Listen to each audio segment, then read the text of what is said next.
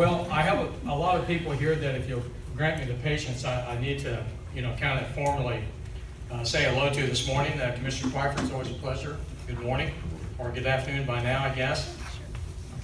We have so many members of our leadership team here, we could actually have a Monday staff meeting right here if we wanted to, but I guess we really can't do that. The members of our leadership team that are going to be presenting to you and giving you some updates on some of our initiatives, they'll be introduced, but it's always a pleasure to say good morning to our team. I see that Chief Byrd is here, and I appreciate his service to the city, and I think the city is quite fortunate to have him as our Chief of Police. Chief Humphrey is here, newly appointed our fire chief, but he had been a long-standing deputy fire and rescue chief for many years, serving our city, and we're pleased to have promoted him to the leadership position. Rick Cardona is here. Where's Rick? If you need your garbage picked up, Rick is here. He's the person to see. Outstanding job during the hurricane recovery of Irma, led by our solid waste superintendent and our public works director, Troy Tinch. Solid waste is part of the public works department. Troy Tinch, by far, along with many other members of our leadership team, is one of our most capable and best leaders. So we're very pleased to have him on our team.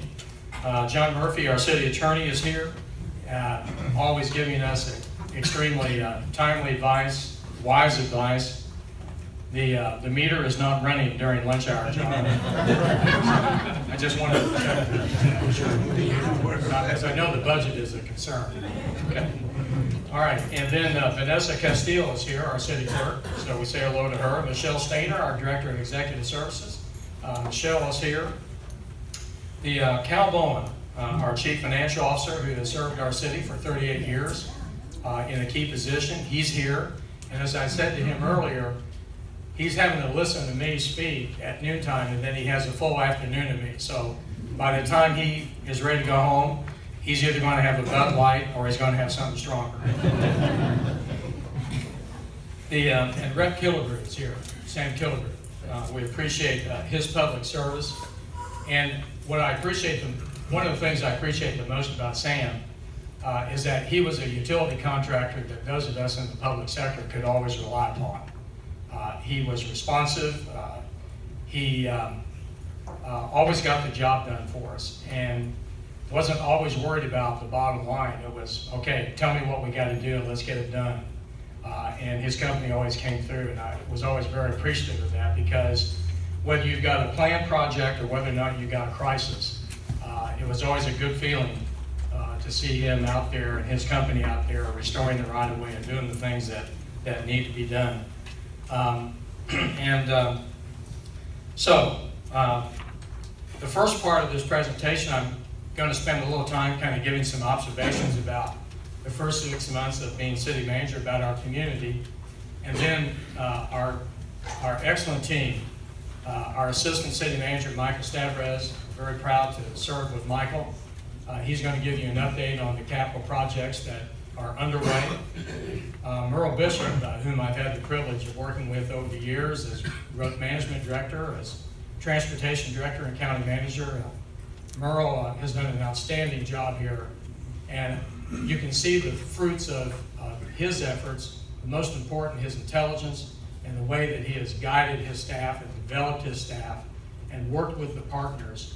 He's been a true facilitator, not a regulator, and I think that's very important when you're trying to drive the economy, and at the same time, you got to protect the community and do the right things from a land use standpoint. I just think absolutely outstanding. The Hiep Nguyen, one of the brightest chief information officers I've ever had the privilege of working with. He's going to give you an update on some of our best practices that we've introduced in the city to speed things up and improve efficiency.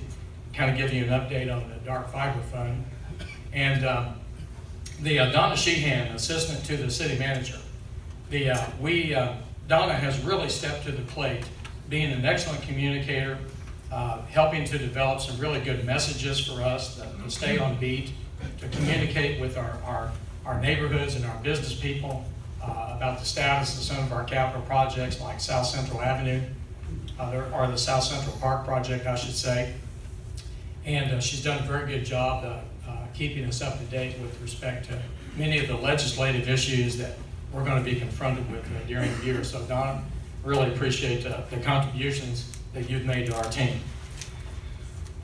Well, one of the things that I discovered, of course, after coming here is that our community marketing message is that we've been reinvented and that we're authentic. And I think that's important because it says that we know a lot about our history, but it also says we know about our future from an economic development and from a destination standpoint in Central Florida. So I think that's really important, and I applaud the Chamber for such a creative marketing message, because it really is how we market our community. That's going to have everything to do with our ability to recruit jobs, retain jobs, and develop our economy. My own personal belief is that Winter Haven is the best city in Polk County, and it's the most dynamic city of 41,000 in Central Florida. And you take a look at the people that are, the men and women that are in the room today, the diversity, the intelligence, that says a lot about our city. But yet we behave like a city of 100,000. Our team, we say that all the time. We very much do behave like a city of 100,000. What do I mean by that? Well, we certainly serve an area, the utility service area is larger than 41,000. But when you take a look at, I think it's expectations. When you're a city of 100,000, residents and businesses have an expectation of excellence. And when you have a 41,000 population where is more of a medium-sized city, perhaps those expectations are not as high. Well, I differ. The expectations in this city of a population of 41,000, the bar is about as high as you can get. And I think that we continue just to keep moving that bar higher and higher. One of the things that I really like about this city, and remember, when I use the word I'm really talking about our team, I'm really talking about the community. Sometimes it's just a matter of trying to be grammatically correct. But, you know, we focus a lot on 3 simple rules of economic development. And I think the most important thing, let's don't complicate economic development. I think keep it simple. 3 things. Focus on increasing the size of the economic pie, and we're doing that. The economic pie is for everyone, not just some. Focus on quality, not quantity. And that's one of the things that I've really been impressed about. Whether you're talking about Winter Haven EDC, whether you're talking about Main Street, whether you're talking about the Chamber, we're about quality. We're not about quantity necessarily. And I think that's important, because when you focus on quality, I think you have a greater opportunity for sustainability in terms of retaining jobs and recruiting new jobs to the community. And we're not forgetting the nuts and bolts. The nuts and bolts of the economic development pie. We're paying attention to it. We're concerned about our workforce. We're concerned about making sure that our workforce receives training. We're concerned about education in our community. And those are things that are really important. I probably was only here about 4 days, and I had the grand pleasure of being introduced to the Chamber at a social function in this room. And one of the things, I'd only been here a very short period of time, but I'd already met the leaders of the community partners.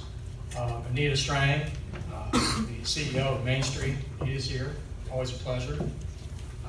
Katie Worthington, our Chamber Director, I know Katie's here. And then Bruce Lyon, our Winter Haven EDC CEO. These partnerships are strong. You don't find that in many communities, and they aren't siloed. You do find that in a lot of communities where partnerships are siloed. But we're not siloed here. We tend to be more like this. And I think that is a real credit to communication. I think it's a real credit to talent. And I think it's about saying that we matter, that the community matters, that it's not just my particular domain that I say grace over.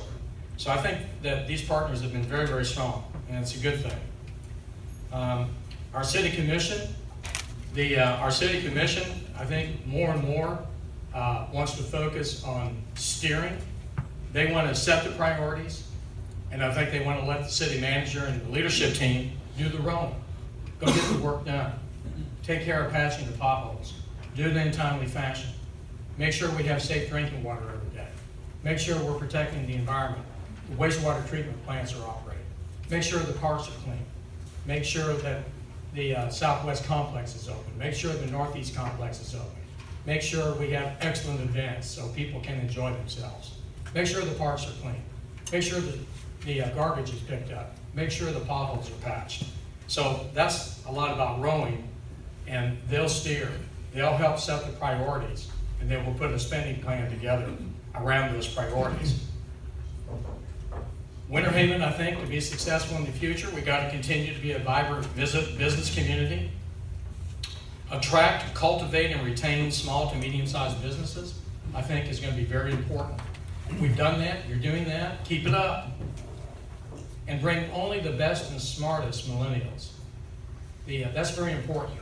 I've been extremely impressed with the role of the chamber and working with your young professionals, because the message I want to send to the young professionals today, we have some here with us that I happen to meet that work for Pannoni Advisors, and there are others in the room.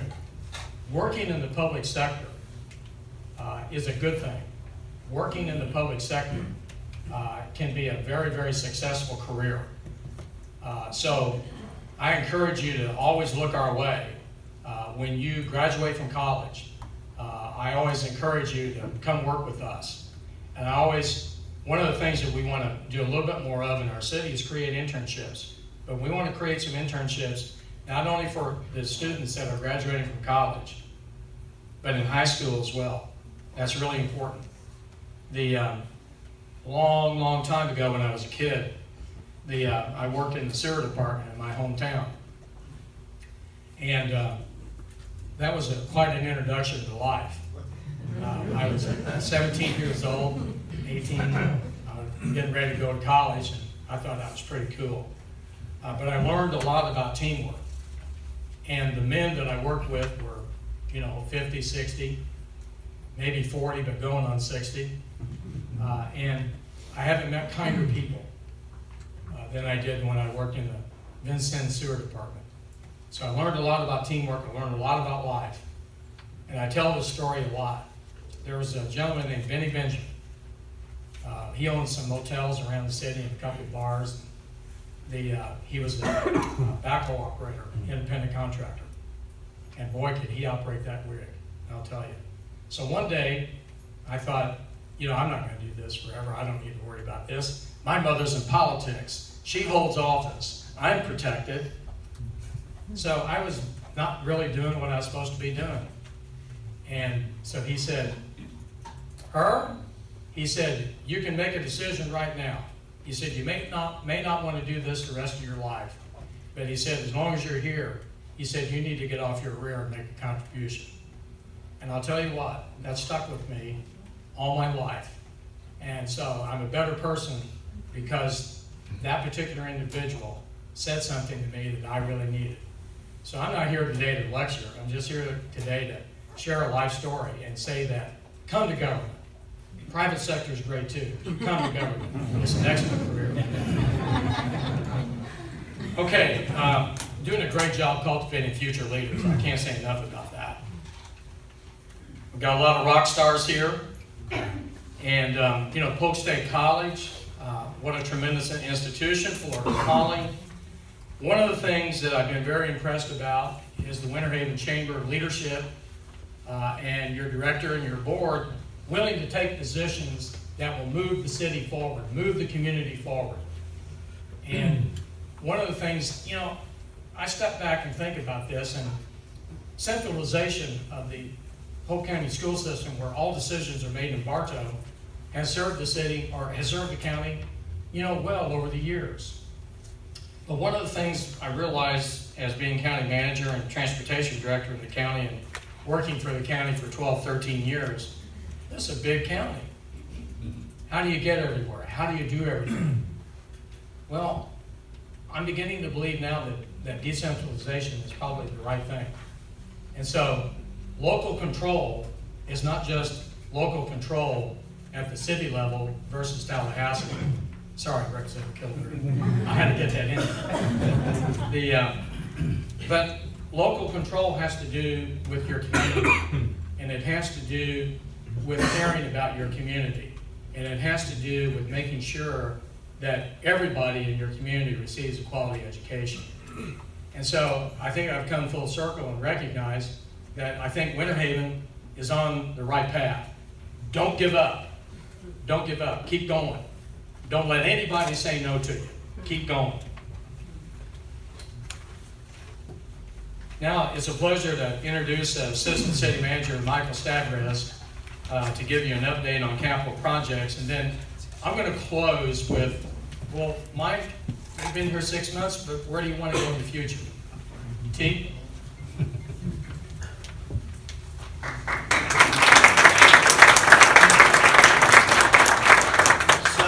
Since a year ago, a lot has happened since you guys have heard the state of the city address then. At that point in time, the city was just getting underway on some bond financing for some capital projects that had been prioritized by the City Commission earlier in the fall. Many of those things are moving right along right now. Some of them are coming up out of the ground, some of them are in the design phase, and some of them are getting ready to go into the bid phase. So what I wanted to do today was give you just a sense of where we are on some major game-changing capital improvements here in Winter Haven. So these will kind of all flow together. Let me kind of walk over to this side if I could. And I put them in the order of kind of when we think they're going to be completed. So Winter Haven Tennis Complex, any tennis enthusiasts here? Okay, a couple. So this is the Winter Haven Tennis Complex. As you see it maybe 2 or 3 months ago, Lake Silver's up here, Lake Silver Drive, 3rd Street, Normale Hall, and so on. This project is about a $2.6 million project. We commenced our construction efforts in July of this current year, and we'll be ready to open that facility up in early to mid-spring, April 2018. Local contractor on that with Everett Whitehead & Son, and they were partnered with Pannoni Advisors and Wallace Murphy Boynton, and this was a design-build contract that we did for this project. And this is what it's going to look like when it's all said and done. If you haven't been by there, if you go by there today, you'll actually see all these fence posts are sticking up out of the ground. The courts themselves come in kind of after the fact because they are clay court construction. But if you go by there today, you'll see exactly where those courts lay out and where you'll be having your next victory. The next project that's underway, obviously South Central Park. So for bearings, this is Central Avenue here. Arabella's, this is Bank of America. Avenue A, Andy Thornall, Magnolia Avenue, and what used to be the Hill Building. This project we got under construction in September of this year. Hit a kind of a snag right off the bat by this girl who came to town to visit us named Irma. She kind of threw a wrench in things. But that project is progressing. It's about a $4.4 million project. Cobb Site Development out of Wauchula, Florida is our contractor on that. Again, this was an Advisors Pannoni design. So we are right now in the construction phase along Avenue A and along 5th Street. And then we'll be moving up into Central Avenue, the Magnolia area, and the 5th Street parking lot before we get into the heart of the park. This is what that will basically look like when it's all said and done. Again, just from a rendering perspective, but you can see the parking piazza along 4th Street, another parking piazza up around where the Hill Building was. Very walkable space all throughout this entire downtown. Becomes a great new event space for us. This will be wrapping up. It's a year-long project, so we'll be having our ribbon cutting and dedication sometime in September of 2018, pending any other hurricanes that decide to come through. Next project that's just getting underway is the Lake Maude Recreation Complex. Many of you may not be familiar with this site, but this is the Diamondplex softball complex here. So if you went a little bit further, you find PSC, Polk State College. 7th Street runs through here up to Avenue T. This is a 26-acre piece of property the city's had in its inventory since the late 90s. We have just awarded a contract to Mulligan Constructors, Inc. out of Orlando, Florida. $4.4 million project designed again. Pannoni Advisors, you see a lot of local work that comes out of these projects. Strawn Trout Architects was also an architect on this project. and we'll get under construction in January, and this project is expected to be up and running in July of this year. And this is what it will look like. So it has a championship football field with permanent bleachers. This large open grass area will eventually be expanded for 2 additional football fields. New kind of group pavilion and playground area here. This becomes a primary home for the Winter Haven Wolverines youth sports programs that do not have a place to participate now. So it also will become a great location for hosting community events. If any of you have ever been to the Unity in our community event that's held at the Cultural Center now, that one of the intentions is for that project to move to this site. Next project that is just getting underway is the Chain of Lakes Fieldhouse. So again, for bearings, US State Road 540, Secretary Gardens Boulevard, US 17. This is the existing Chain of Lakes baseball facilities and the Southwest Complex, Chain of Lakes Complex. This is a project that the Commission bonded for in July, August of 2017. We've allocated a little over $22 million to bring this to fruition. This is a partnership we are doing with Polk County Tourism and Sports Marketing and the Board of County Commissioners. There was a master plan done last year that I know many of you were participating in and had awareness of. The master plan took into consideration the entire site. What we are getting underway with is just this first phase, which is known as the field house.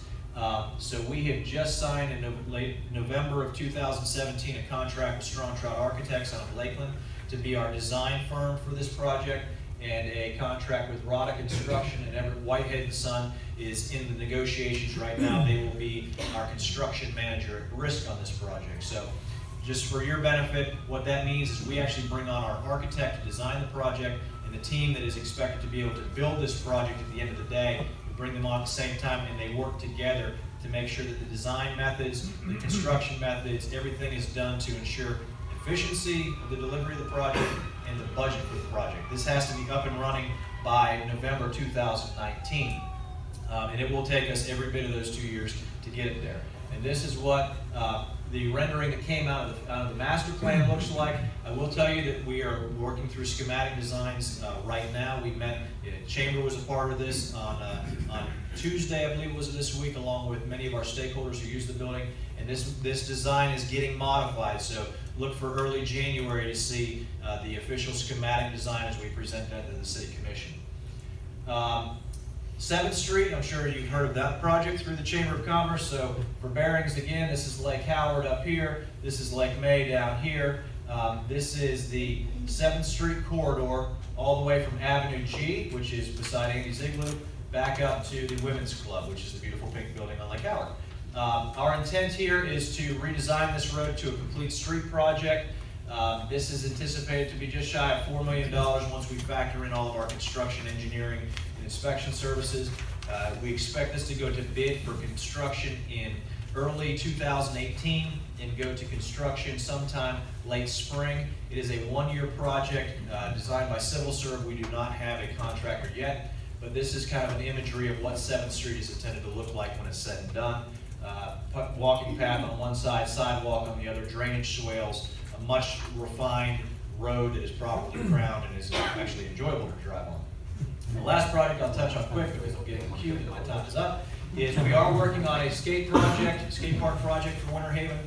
This is something that has been in our inventory deficiency list for a long time. It's something that has a lot of groundswell for it. So the area that we are looking at for this, and we will be doing some more public meetings, is along the west side of Lake Silver. So here's Lake Silver. The amphitheater sits right here. This is that open grass area that has the giant Tico easement through it. And we pitched this out to a landscape architect. Could it work? And that's what it actually could look like along the western shore of Lake Silver. So that allows us to have that active kind of extreme sport component in a park where we already have water skiing and ski competitions and special events. It's along the Chain of Lakes Trail. It's close to emergency response facilities. Everything that we would personally want to have tied in with this type of facility hits right there. So look for that to come forward in the very near future. And with that, I will pass it along and stay for questions when we're all set and done.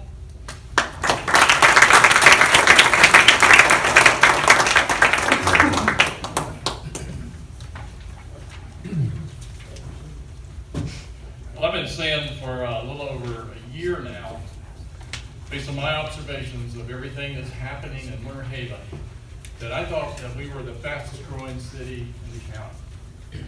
And several people said, yeah, you're probably right. Well, I want to tell you that as we started compiling the information and the data, started coming in on population growth, building permits, by golly, we are the fastest growing city in Polk County, and one of the fastest growing cities in Central Florida. This past year, we've reached a milestone of over 41,000 people. That is actually a 4% growth rate over last year. And projected out at a conservative, I believe, 3% annual growth rate by the year 2030 will be around 60,000 people. You can also see from this that how we rank. This is over the 7-year period from the 2010 census. We were 21%. Look at us compared to the city of Lakeland. We're booming, folks, and it's good. It's a good place to be. Permits. This is I can only go back 10-year period, but which was the year prior to the recession. As you can see, these are the recession years. That was as of the end of October. You can add 35 to that. That brings us to 634 single-family building permits, which is a record. And we're on track to even increase that more this month.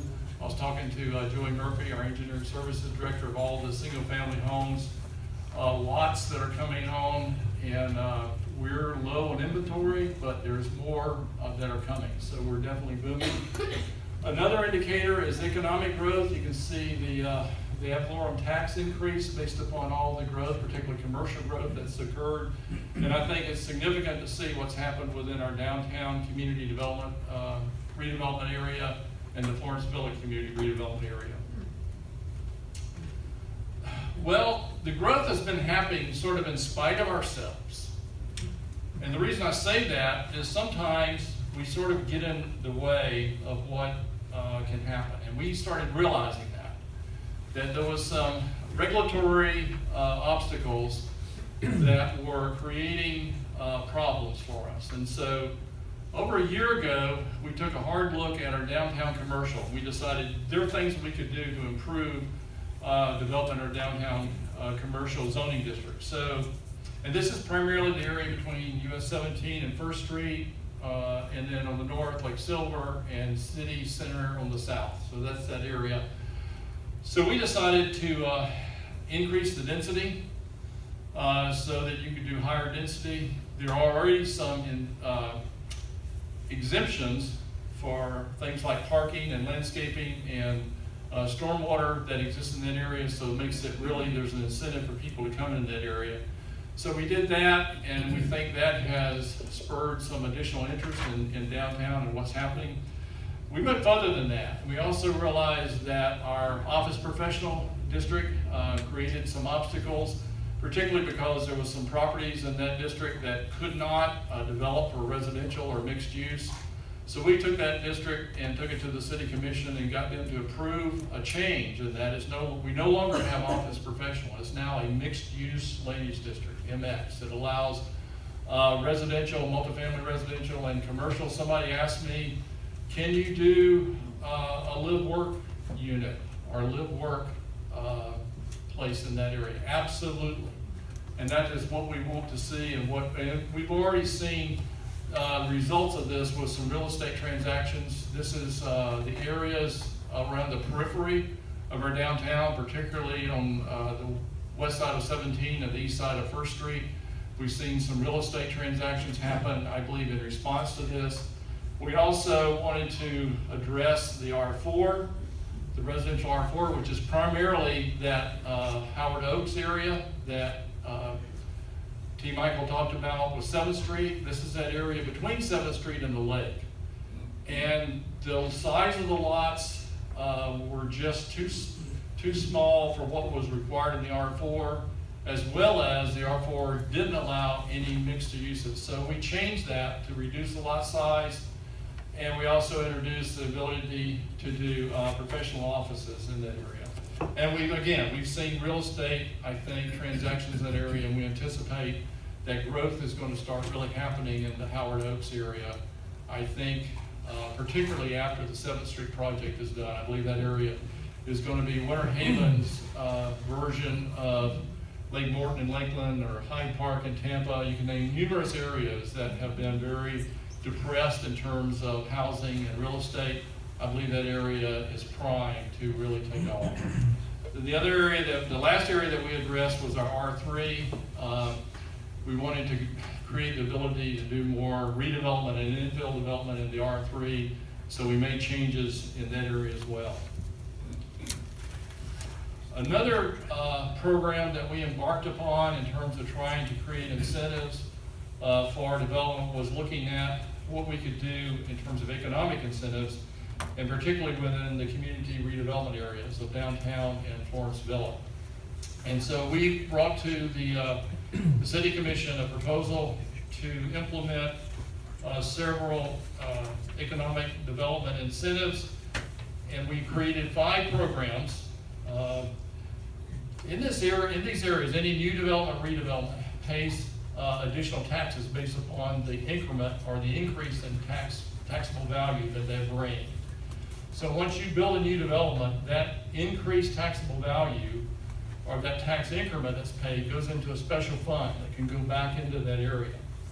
Well, if that project had never happened, we wouldn't have realized those tax dollars anyway. So we decided that what about if we identify projects that come into this area that add taxable value, and we rebate to that developer a portion of that tax increment that he pays into it. And so that's what these programs do.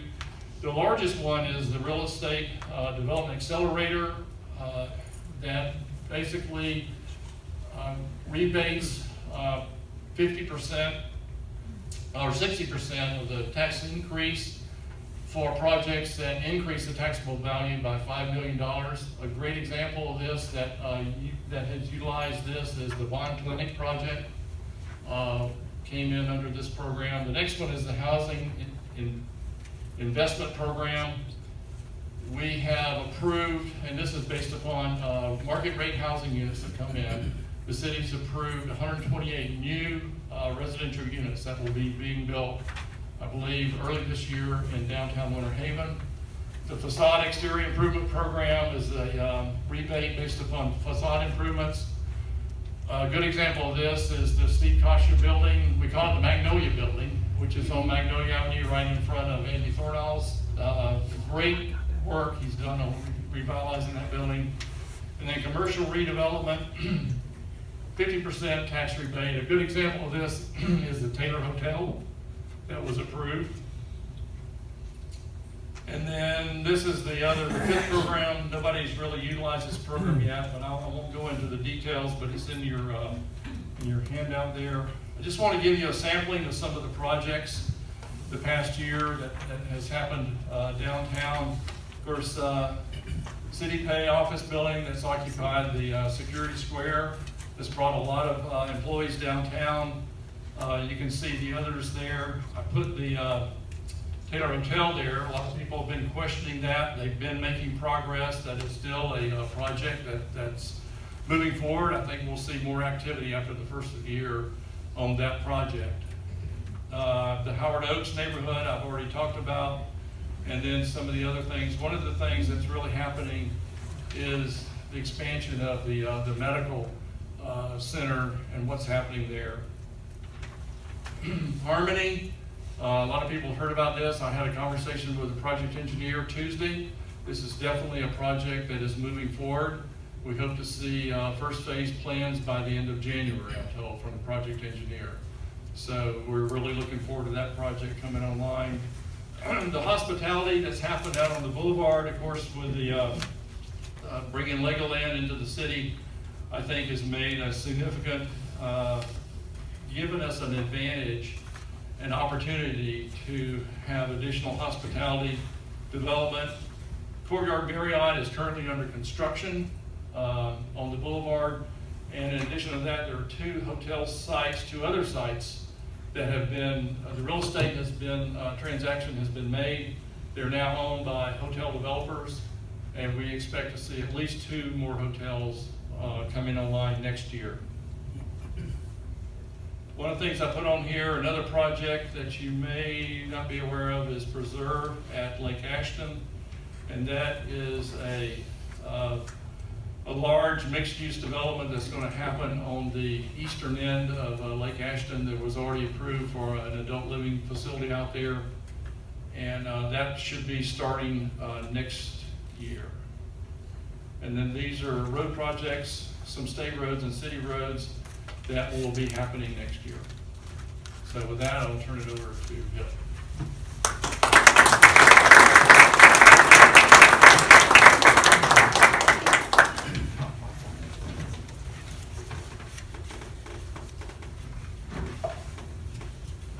Good afternoon. I'm Hiep.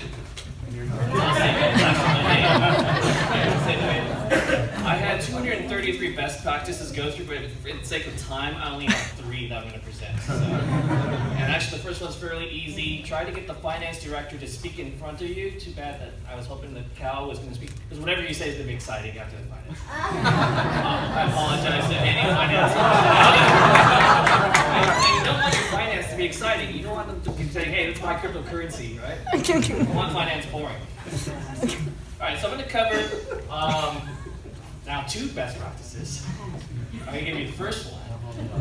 But the idea, the premise of it is that technology connects us. Anyone here have a cell phone with you? Yeah. No. I'm surprised. But technology connects us. You know, our thermometers, our refrigerators, they're communicating with us. So we're hyper-connected in a sense. And that's the future. You know, there's a meme out there that says that data is the new oil, and it's true. It's connecting, and what are we going to do with all this information? How are we going to consume and use it? So technology is ubiquitous, it's everywhere, we're hyper-connected. Okay? And technology is disruptive. What that means is that it's basically changing how we do things in our organizations, in our society, community, from card catalogs. You guys remember the old card catalogs? Typewriters, Sony Walkmans. And pretty soon, I mean, these are robots that do the warehousing, people robots in Amazon. That's how they go in and sort. So it's very disruptive. And we haven't even talked about autonomous vehicles. We haven't talked about cryptocurrencies. I kind of did a little bit. Those are all disruptive items. And we have to either be afraid and scared of them, or we have to embrace the idea of what do we need to do to adapt and change and to embrace these technologies. Right? So the premise here is that these connections matter. All right? And what I mean by that is both the physical connection, but also the human connection.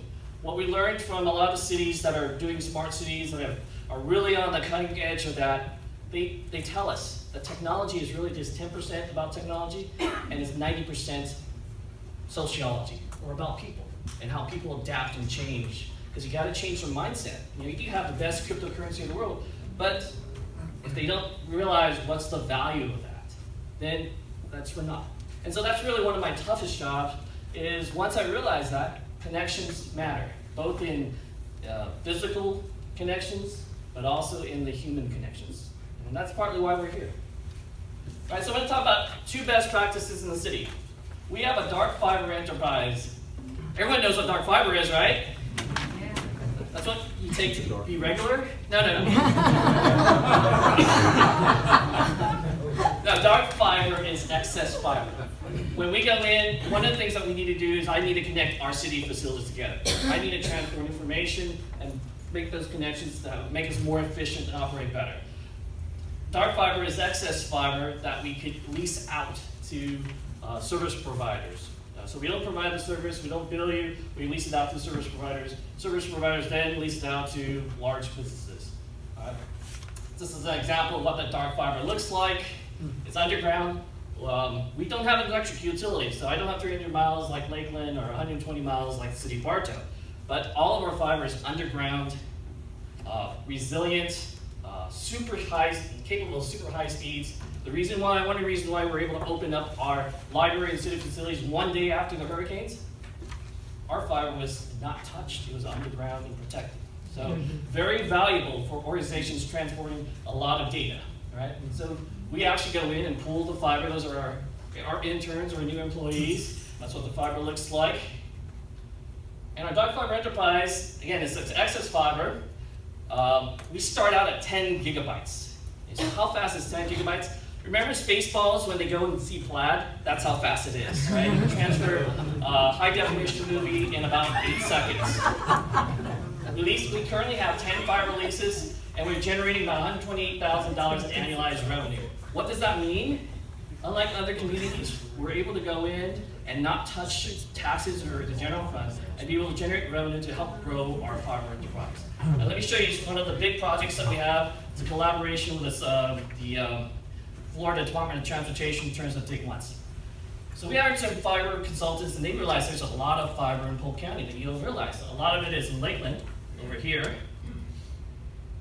And a lot of it is in Bartow, down here.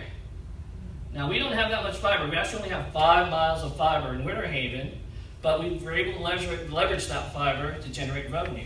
And our proposed plan coming up is there's what's called a adaptive signalization project with DOT, going from Dunson Road all the way to Thompson Nursery, and then going down Lucerne Loop. You didn't know that the city of Winter Haven went all the way to I-4, did you?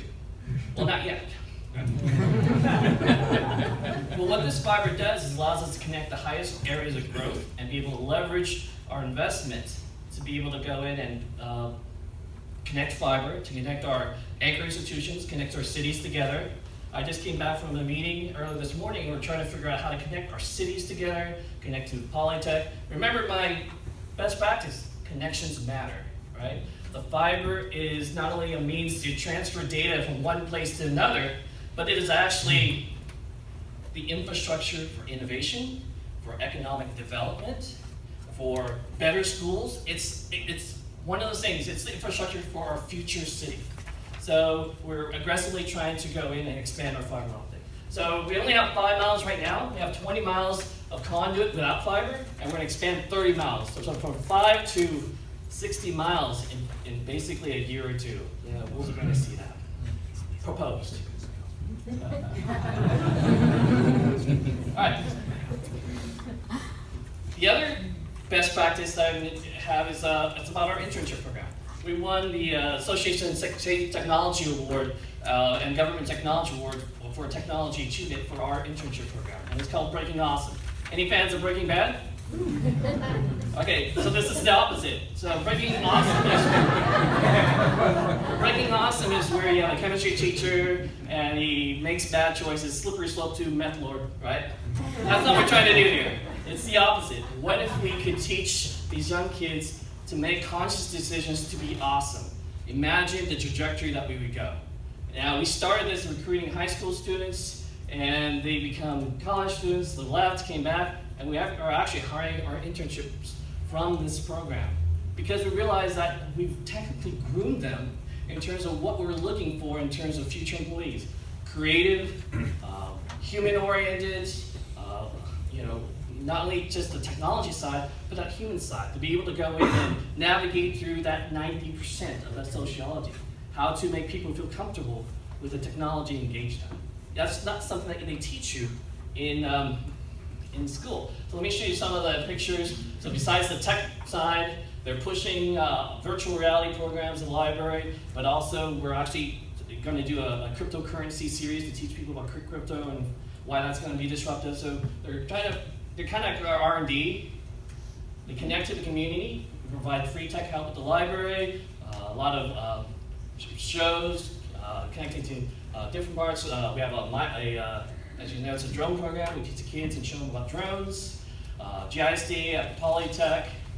We require them to present. So they're then presenting at GIS Day, as well as we actually presented in San Francisco about our drone program at the American Library Association. So that's the first time he wore a suit. No. Subway in San Francisco.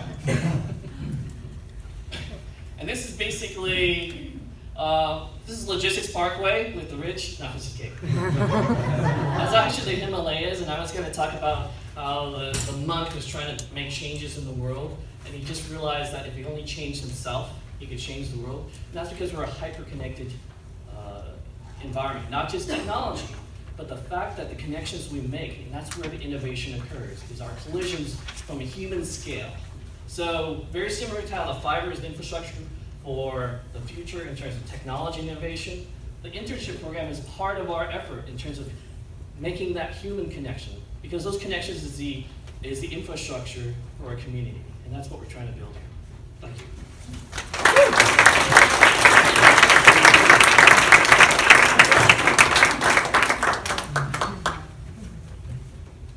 Ladies and gentlemen, to be the best city in Polk County and to be the most dynamic city along the I-4 corridor in Central Florida, you have to have an excellent leadership team.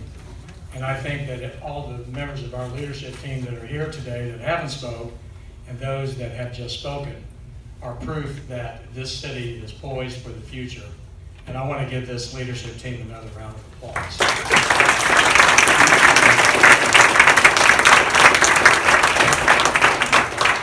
Yeah, after I graduate from Indiana University, I want to be that monk.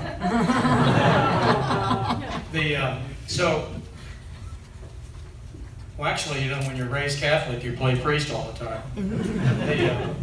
Anyway, I want to spend a little bit of time, because I know you got to get out of here. I want to spend a little time about where we're going in the future.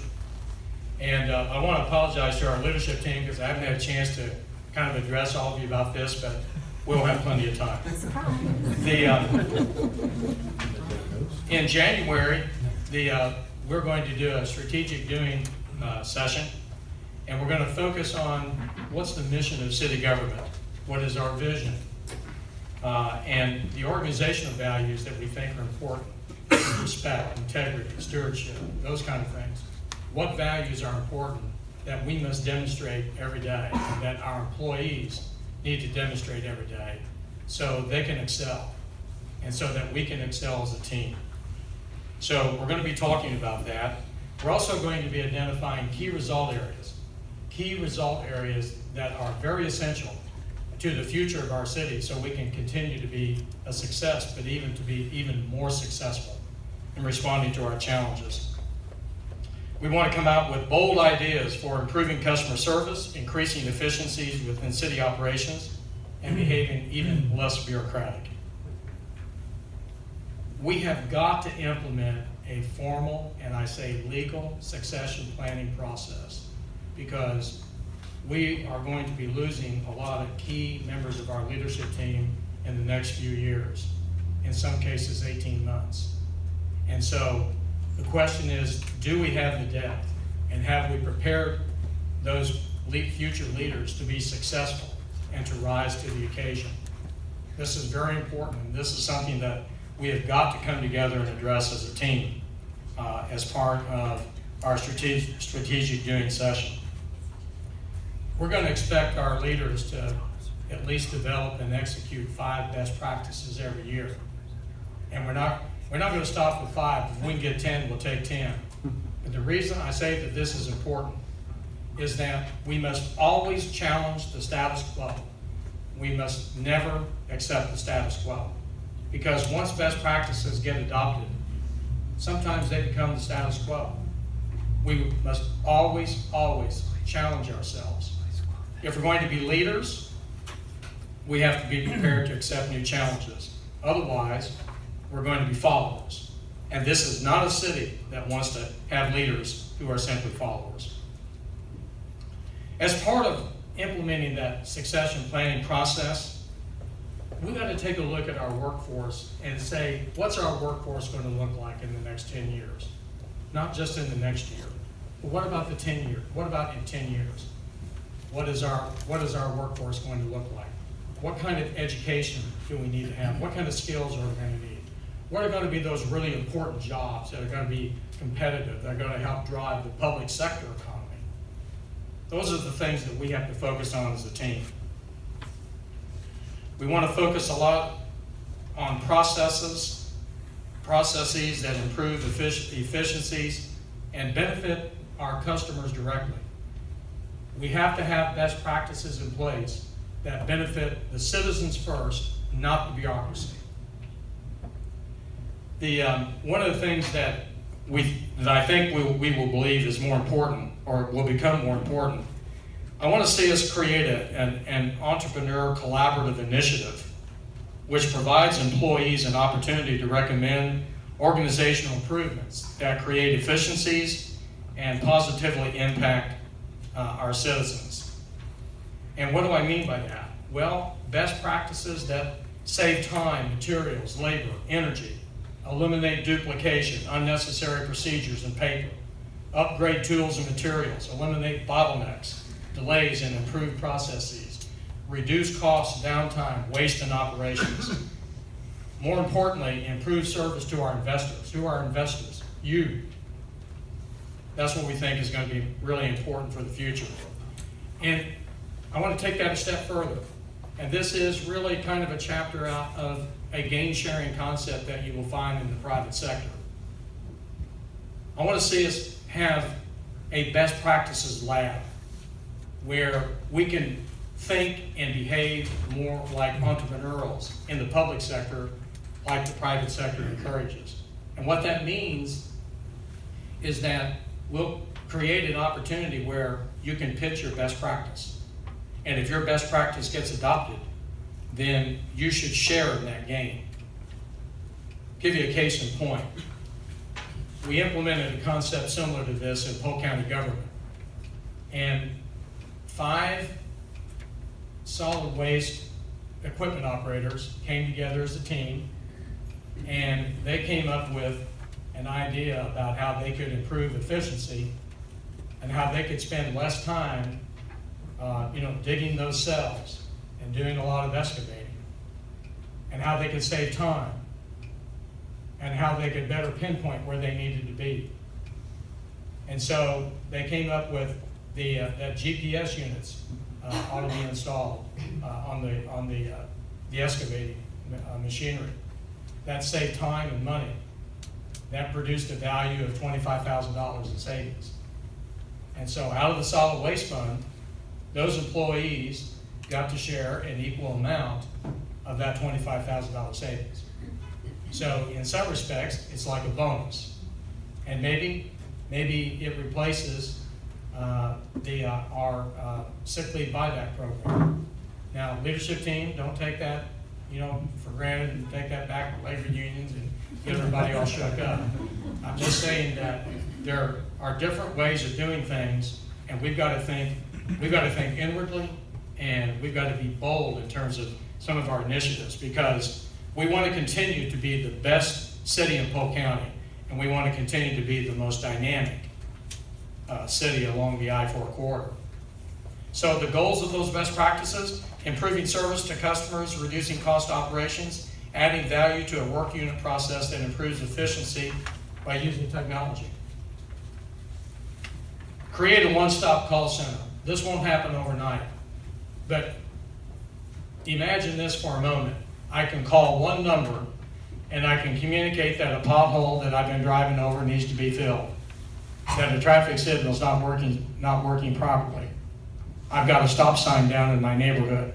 My garbage wasn't picked up. There's some flooding in my neighborhood.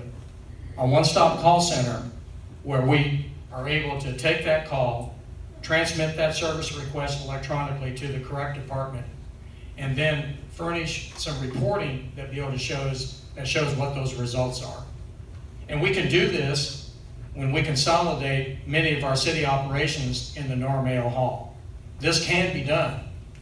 And if we're strong enough and we have a strong enough will, and Cal can help us figure out how to pay for it, then we're going to be, I think, better serving our customers. I don't have to figure out 5 numbers to call. I can call one, and we'll provide better service to our customers, and that's the main thing. We want to be a city, recruitment and talent management. This is really important.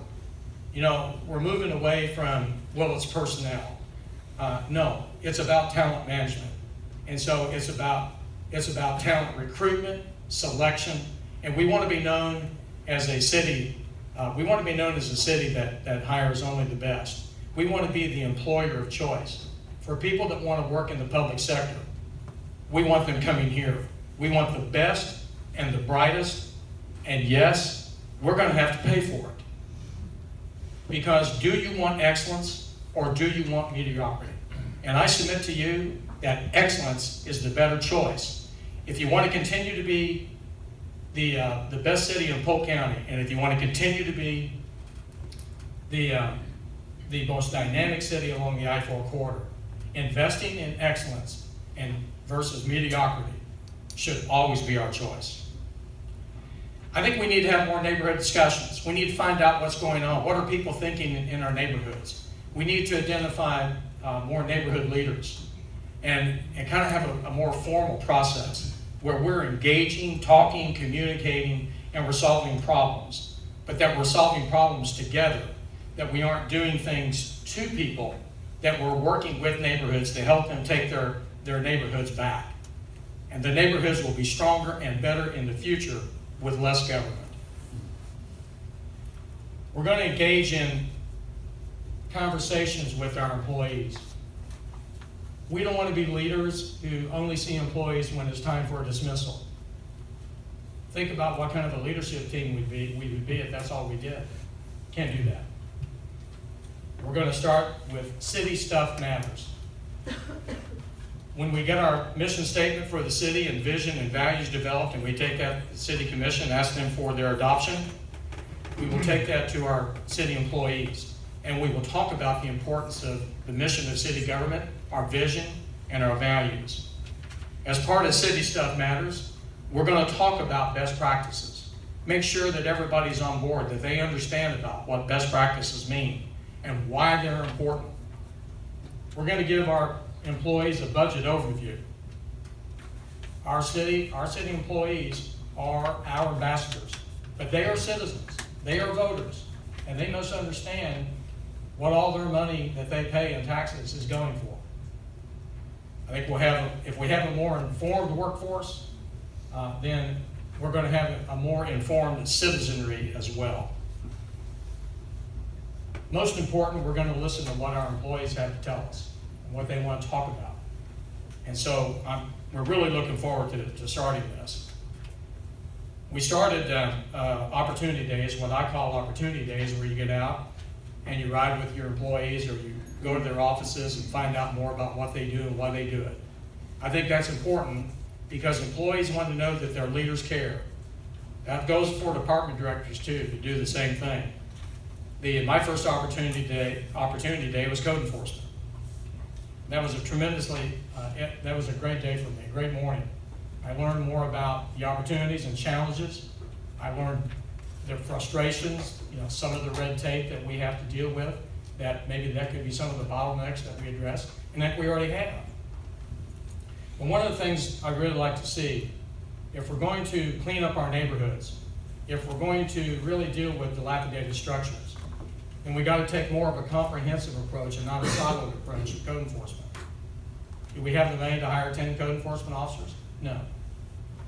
But we do have fire rescue employees. We have code enforcement officers. And we have solid waste employees who drive through all of our neighborhoods every day. And we have police officers who do the same thing. And so if we create a cross-functional team and identify where our challenge areas are in our neighborhoods, we'll have a cleaner community. We'll have neighbors who are more compliant with respect to making sure that their properties are clean. And guess what? Our neighborhoods will start coming back, and our tax base will start coming up, as opposed to having dilapidation. It's going to be important that we continue to have legislative discussions and engagement about the importance of protecting local control from Tallahassee.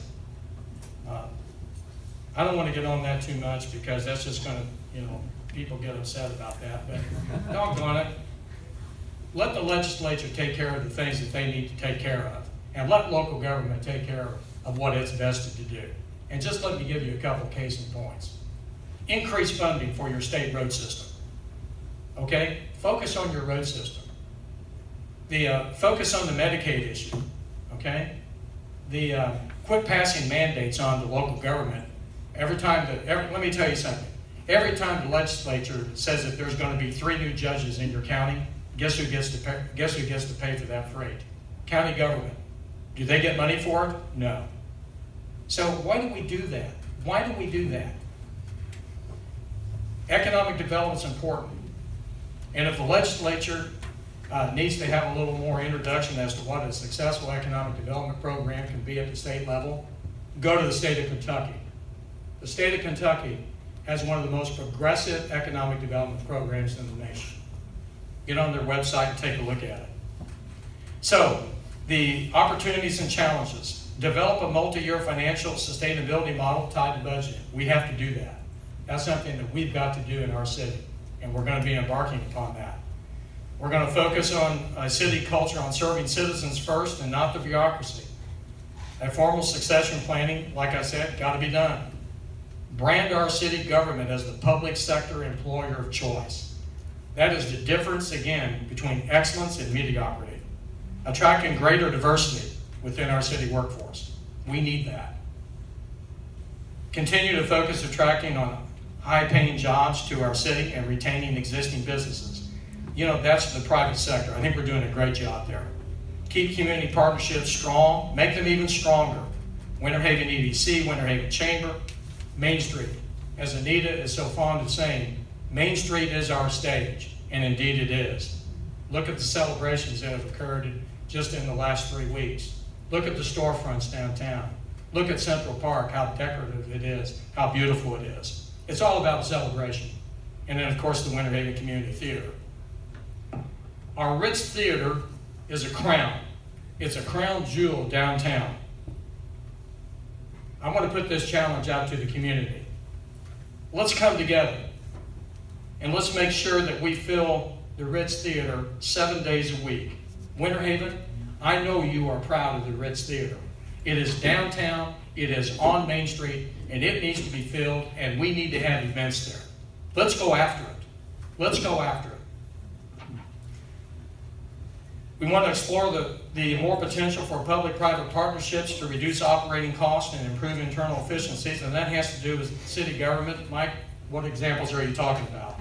Well, you know, one thing that we need to be doing is that we've had a hard time attracting the capital projects administrator for our utilities department, and we got a lot of projects in the queue.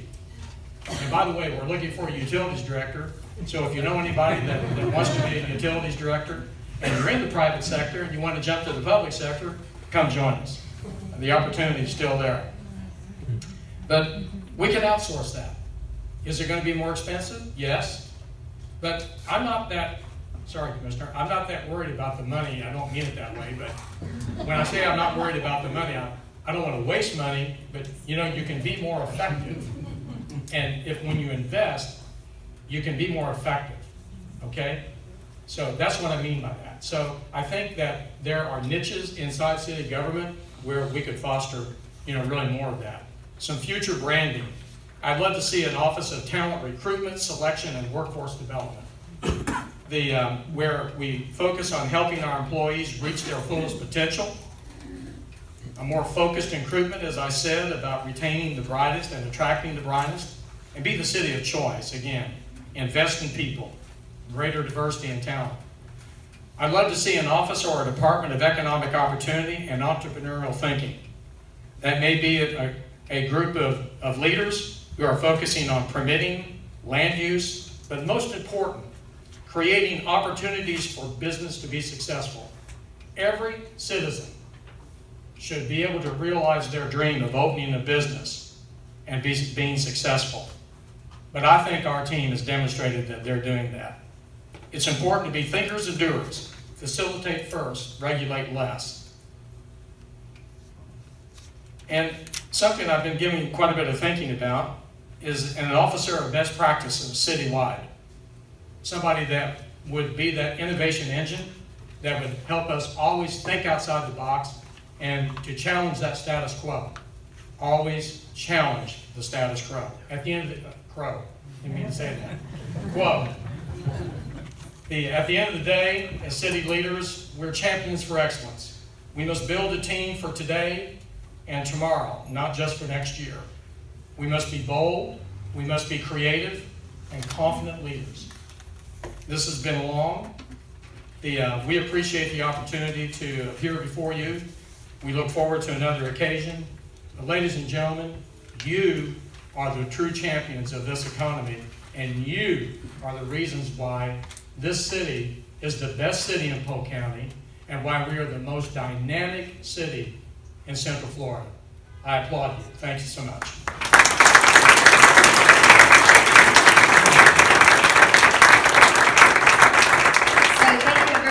Today and being so attentive. I did want to say one thing when Mike talked about the education initiatives that we've been working on. We are very excited to be fostering some extremely strong partnerships with Polk County Public Schools, and Doug Lockwood with the Winter Haven Public Education Partnership is in the back. And there'll be some announcements coming in the spring, but we are very excited to have the superintendent, the assistant superintendent, and a lot of strong leaders at the Polk County Public Schools coming together with the community to say, how can we shine a spotlight on the needs of the Winter Haven community, and how can those ways of tackling those issues be replicated across the county to tackle any of the county's issues as well. So we are really excited to have that incredibly strong partnership with Polk County Public Schools, and we'll continue to drive that forward through the spring. So we are very excited about that.